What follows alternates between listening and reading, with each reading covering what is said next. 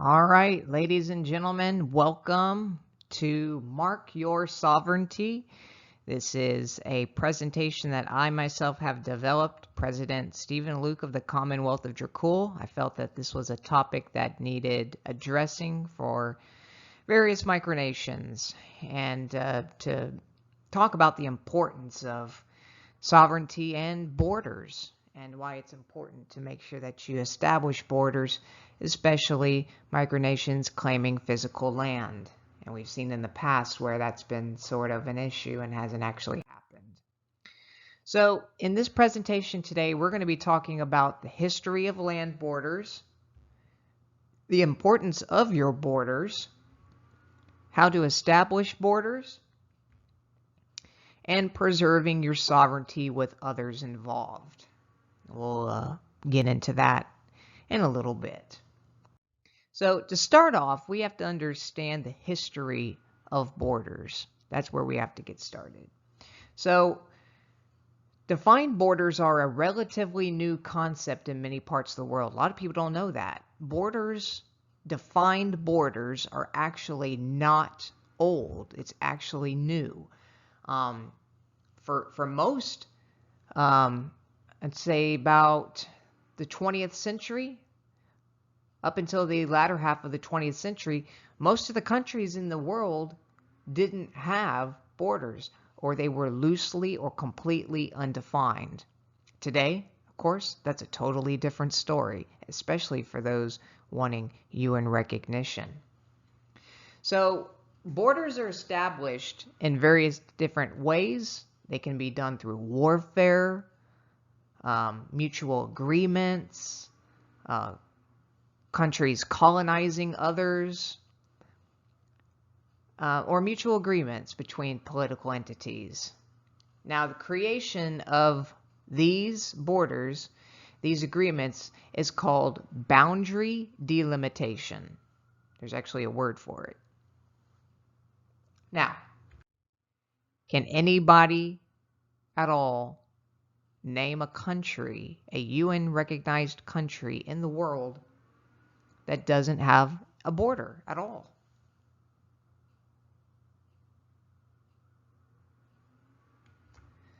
There are no countries in the world that operate on a fully open border system. There is one exception I will make at the end of this slide, but that is a very rare exception.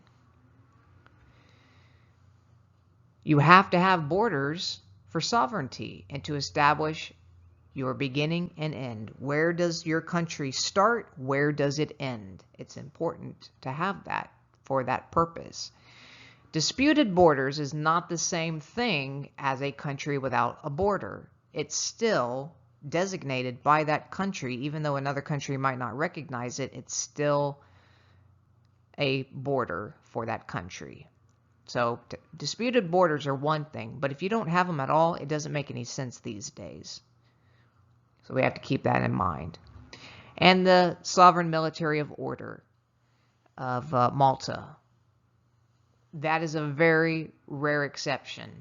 That took place a while ago, and they don't have any land claims, and they, of course, don't have any border claims. But that's a very, very rare exception that the UN made, and typically other countries, if they don't have borders, they're not going to get that type of thing. And it's a military order, but it is considered a country to the United Nations. So how do we go about making sure we're actually establishing our borders right? Well, we actually have this neat little graph here to show you exactly how to go about doing that. So, step one, you need to know what you're claiming. It's very important. And when I say that, what I mean is you can't just say, oh, well, I'm just going to claim my house. Well, is it a specific part in that house, or is it the entire house, or is it the entire property that that house is on? You have to be able to know where you're claiming specifically. Make sure you know where you're claiming land. And for people who are claiming outside of houses, Google Maps is a great way to actually zoom in and look right down on that area that you're claiming and know exactly where you want to start and end it. So see the claims, as I previously mentioned, like on Google Maps. Try to visit in person if possible. And thirdly, you need to mark those claims. There's a great system that is offered by Google. It is called Google My Maps, not Google Maps, but Google My Maps. And you can actually click all around an area and put borders around it. And then it will fill in that shape. And you can click on that shape and you can name it. You can put a summary about it. You can add a photo to it as well. And you can embed it in a website or share the link. So that's a great way to do it. And if you can, in person, mark where your territory begins and ends if possible. Dracul, for instance, we can't ourselves mark where Dracul starts and ends because we don't own the park that Dracul inhabits. The city of Houston does. We would get into quite a big situation if we were to go around starting to put border markers in the ground all over Dracul. So, we have any examples of physical claims? Well, of course we do. President Ba of Molossia has a physical marker, like in the photo, indicating where the United States and Molossia meet. That is a good example.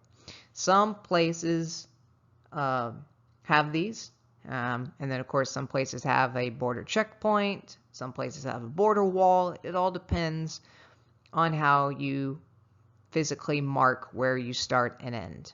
But that right there is probably a most cost-effective way of how to do that. Now, other examples. Dracul, for instance. Now, I said that we couldn't do it ourselves, but landmarks already in Dracul can tell us where it stops, where it starts and stops. So, for instance, for us, Dracul's physical marker is an access gate. Right at the front, if you take a look right back at the back of the photo, where you can see, make out a little tiny red stop sign. That right there is a gate, and past that gate is a bridge. Well, once you pass the gate, you're in Dracul. And that is how you can go about doing that, about knowing where we start and where we stop. Now, the importance. Why is it important? Well, it's important that a micronation do the same as macronations do and mark their claimed territory. Now, what happens if we don't do that? Well, not only are we not going to be taken seriously, but it can also lead to other micronations accidentally or intentionally claiming your areas, especially if they're a bunch of trolls. If that does happen, if a micronation does intentionally claim your land, be professional about it. Don't say you're going to declare a war on them. Try to have a meeting, and if that doesn't work, or if you don't even want to have a meeting with them, just simply ignore it. Be the bigger person. If we want countries and places like the United Nations and the outside communities and the people of the world to take us as micronations seriously, we must perform the same actions as macronations, and that means border markers, designating where your borders start and stop. So for sovereignty and borders, sovereignty is the supreme power or authority, the authority of a state to govern itself or another state, or self-governing state. That's the definition. And then, of course, for borders, it's a line separating two political or geographical areas, especially countries. The edge or boundary of something, or the part near it. And they go hand in hand. Sovereignty and borders go hand in hand. One gives the ability for the other. You cannot have one without the other. And what we mean by that, of course, is you can't draw a border if you don't have authority. And you can't have sovereignty if you don't have claims. So, with that being said,